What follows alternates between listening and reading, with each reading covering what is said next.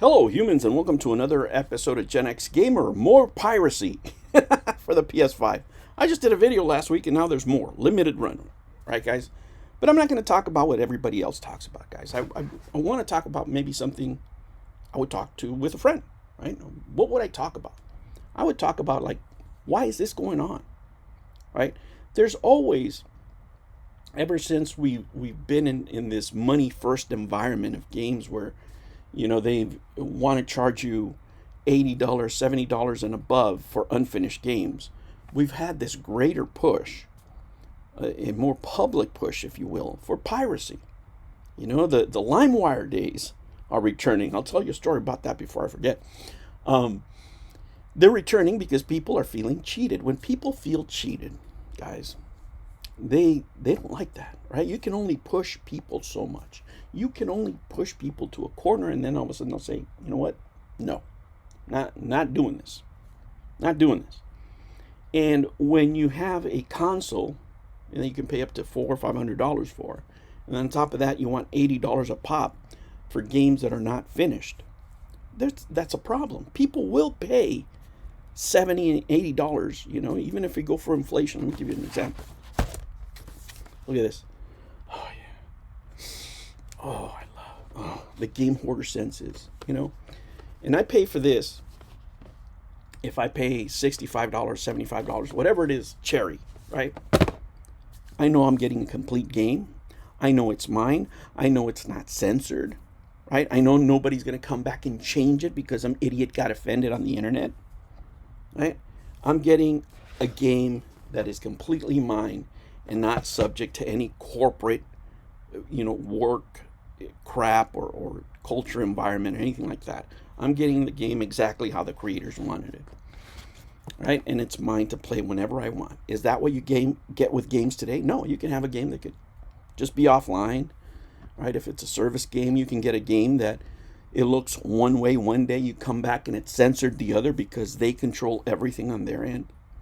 You get a game that is incomplete, right? You paid premium price and is incomplete, and they're using you as a game tester for free, right? Not only for free because you paid for the game, so actually you're testing it and being charged for being the tester, which is more insidious, right? Because they can't complete their job in a timely manner. And that's what you get with modern gaming. And that's not even talking about the fact that they give you a $70 game that's incomplete. Oh, you want music? You want music? Oh, how about you buy this amiibo? No, you want music? How about you give us another $20? How about we give you first day DLC? Wait a minute. How does that work? First day DLC, that's the biggest ripoff in history. Because that's just a game, that's just part of the game that they split up because they want more money. Look at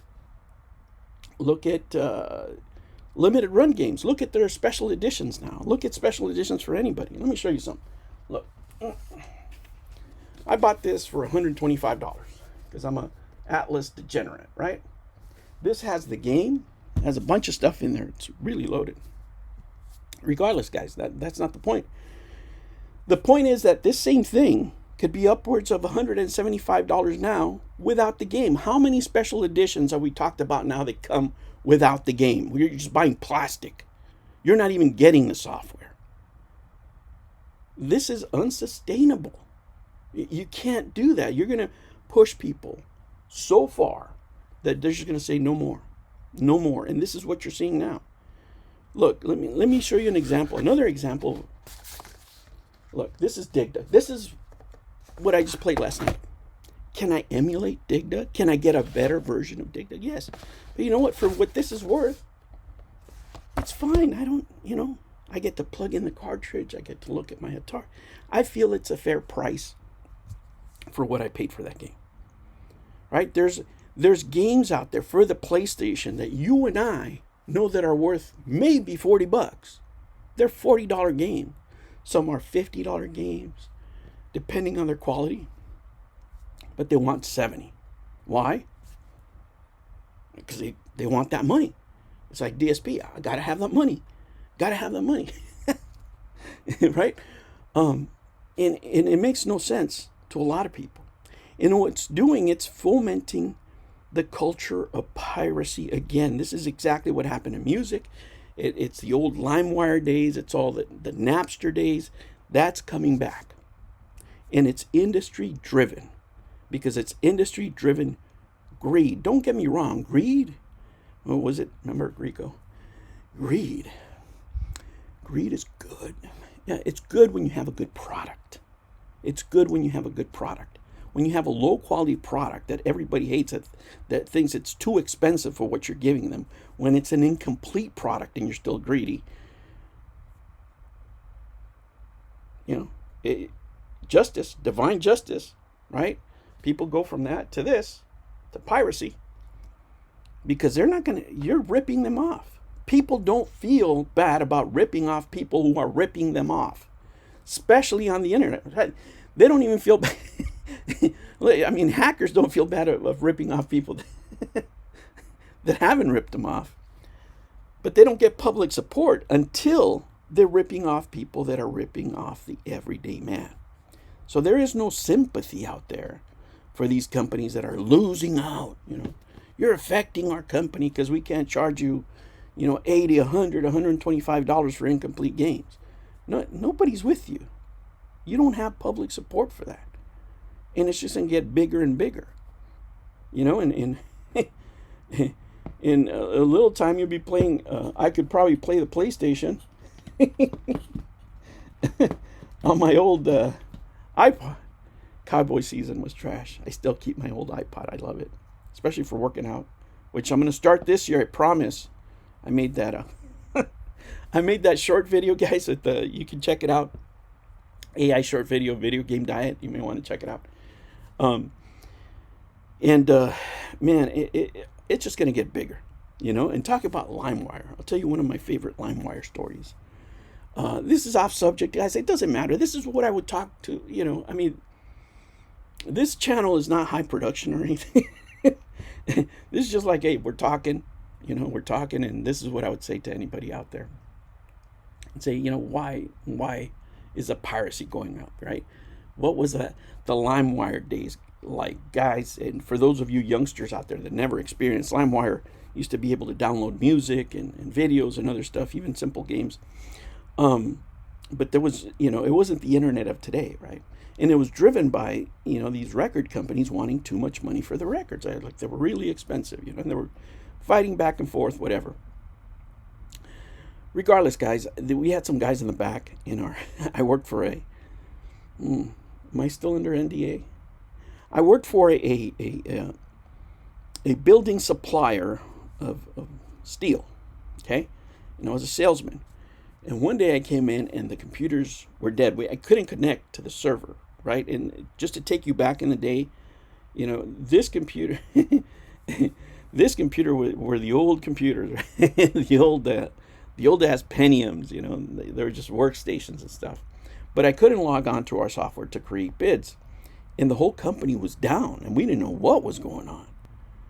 Hey, what happened, And it was a crisis. Well, it turns out that our shipping guys, we had a yard where, customers would come in and pick up their materials.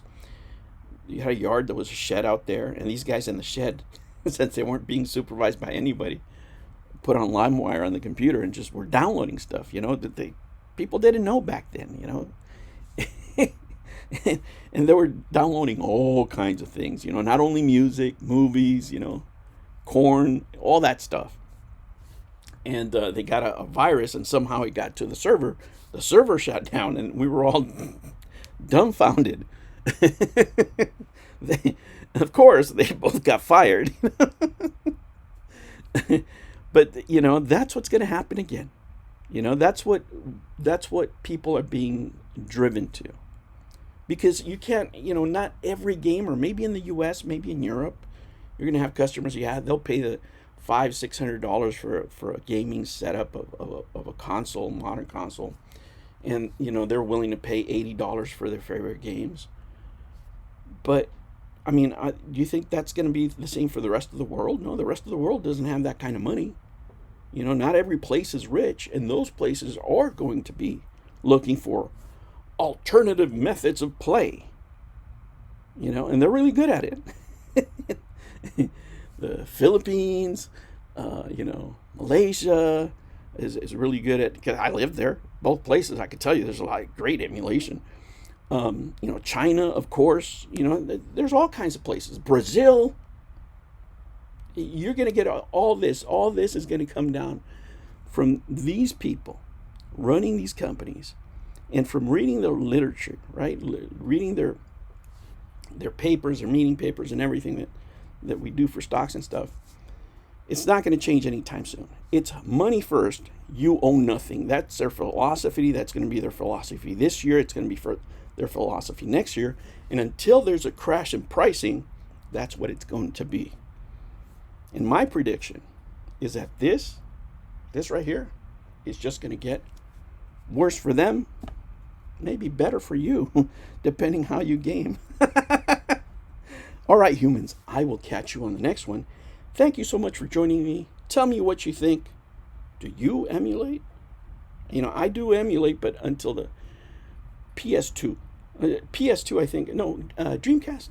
Dreamcast PS2 is what I have, right? Because I don't like pulling out my games. I have my Dreamcast games, and there's certain games that I don't want to play because they're messed up. There's games, for example, that I emulate in English. Like this is a Japanese version of Lunar, for example. There's stuff that you can do in emulation that you can't do regularly, but a lot of people are just going to use it for playing modern games. Are you one of those? I think you are. I think you are. Thank you so much, guys. If you want to watch my outtakes, including an outtake of this video, you can go here, join the channel. You want to support, you can do Kofi, join the channel, whatever you want. Guys, thank you so much. I'll catch you on the next one. Take care.